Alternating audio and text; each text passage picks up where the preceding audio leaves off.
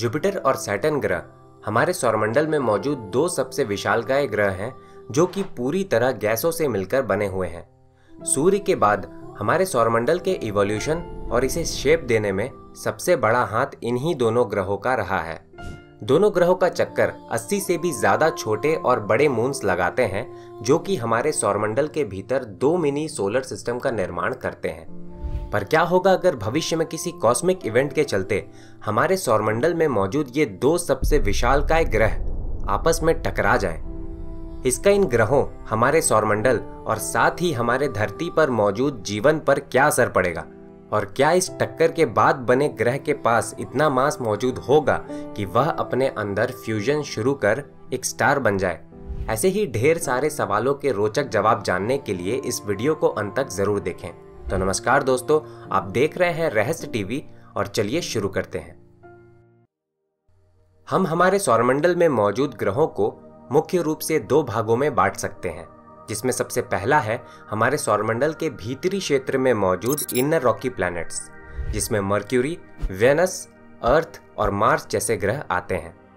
वहीं अगर आप मंगल ग्रह के परे मौजूद एस्ट्रॉयड बेल्ट को पार करते हैं तो उसके बाद आपको हमारे सौरमंडल के विशालकाय गैस जाइंट्स देखने को मिलेंगे, जिसमें जुपिटर, सैटर्न, यूरेनस और नेपट्यून जैसे ग्रह शामिल हैं। गैस जाइंट्स ऐसे होते हैं जो कि मुख्य रूप से हाइड्रोजन और हीलियम जैसे गैसों से मिलकर बने हुए होते हैं। इनका कोर बेहद ही छोटा होता है, जिसे डेंस बादलों के कई लेयर्स ढके हुए होते हैं। किसी भी फ्यूचर स्पेस ट्रैवलर के लिए सैटर्न और जुपिटर ग्रह जैसे गैस जाइंट्स किसी ड्रीम डेस्टिनेशंस की तरह हो सकते हैं, पर जब ये ट्रैवलर्स इन ग्रहों पर पहुंचेंगे तब उन्हें पता चलेगा कि इन ग्रहों पर उनके स्पेसक्राफ्ट को लैंड कराने के लिए कोई हार्ड सरफेस ही मौजूद नहीं है। साथ ही इन गैस जाइंट्स का एटमॉस्फेयर बेहद ही ज्यादा खतरनाक और भयंकर होता है, जिसकी वजह से जब कोई भी स्पेसक्राफ्ट इन ग्रहों के एटमॉस्फेयर के भीतर जाएगा वह बेहद ही हाई प्रेशर और टेम्परेचर की वजह से कुछ ही समय में जलकर नष्ट हो जाएगा। यानी कि ये गैस जाइंट्स जितने खूबसूरत और अद्भुत लगते हैं वो उतने ही ज़्यादा खतरनाक और भयानक भी हैं। संभवतः जुपिटर और शनि ग्रह हमारे सौरमंडल में मौजूद दो सबसे महत्वपूर्ण ग्रह हैं जिन्होंने अरबों सालों के दौरान हमारे सौरमंडल के शेप और उसके इवोल्यूशन में काफ़ी बड़ा योगदान दिया है। पर यहाँ एक हाइपोथेटिकल सवाल ये है कि क्या होगा अगर भविष्य में हमारे सौरमंडल में मौजूद ये दो सबसे विशालकाय ग्रह आपस में टकरा जाएं? इसका इन ग्रहों, हमारे सौरमंडल और साथ ही हमारे धरती पर मौजूद जीवन पर क्या असर पड़ेगा?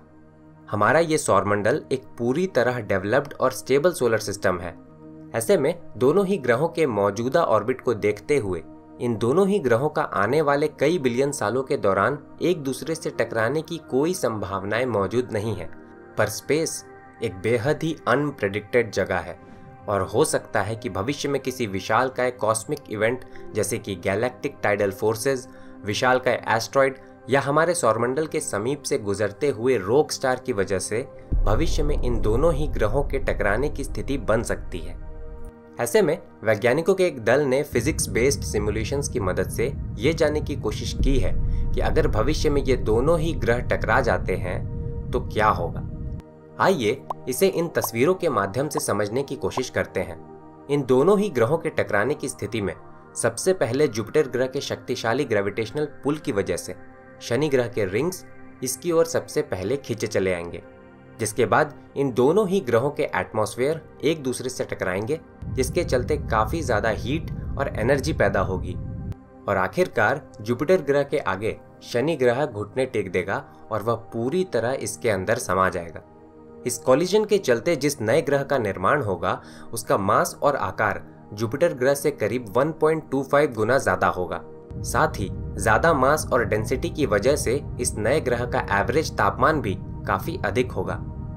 जहां वर्तमान समय में जुपिटर ग्रह का एवरेज तापमान -150 डिग्री सेल्सियस है, वहीं कॉलिजन के बाद बने इस नए ग्रह का एवरेज तापमान करीब 52 डिग्री सेल्सियस तक हो सकता है।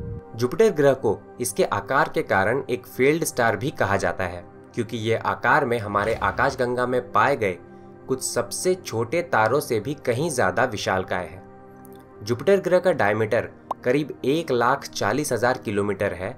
वहीं वैज्ञानिकों ने हमारे आकाशगंगा में 1,20,000 किलोमीटर डायमीटर वाले तारों की भी खोज की है। ऐसे में आप में से कुछ लोगों का ये सवाल होगा कि क्या कोलिजन के बाद बने इस नए ग्रह के पास इतना आकार और मास मौजूद है कि ये एक स्टार बन जाए। यहाँ जानने वाली सबसे पहली बात यह है कि कोई विशालकाय स्पेस बॉडी अपने अंदर फ्यूजन शुरू कर एक स्टार बन सकता है या नहीं। ये उस बॉडी का मास डिसाइड करता है, न कि उसका आकार।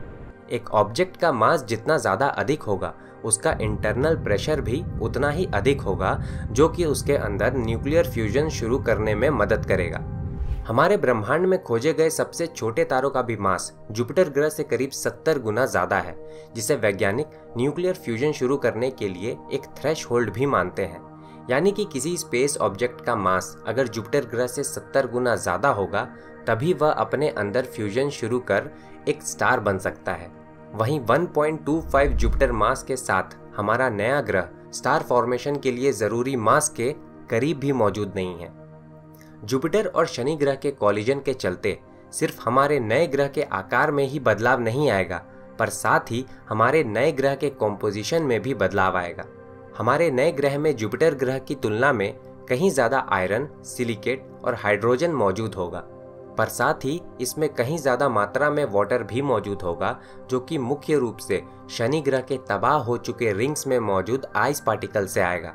जहां शनि ग्रह के रिंग्स का ज़्यादातर भाग जुपिटर ग्रह में समा जाएगा, वहीं इसका कुछ हिस्सा इसके ऑर्बिट में पहुंचकर एक छोटे रिंग सिस्टम का निर्माण कर सकता है, जो कि हमें खत्म हो चुके शनि ग्रह के विशालकाय रिंग्स की याद दिलाएगा। पर यह पहली बार नहीं होगा कि हमारे सौरमंडल का एक ग्रह अचानक ही गायब हो जाए।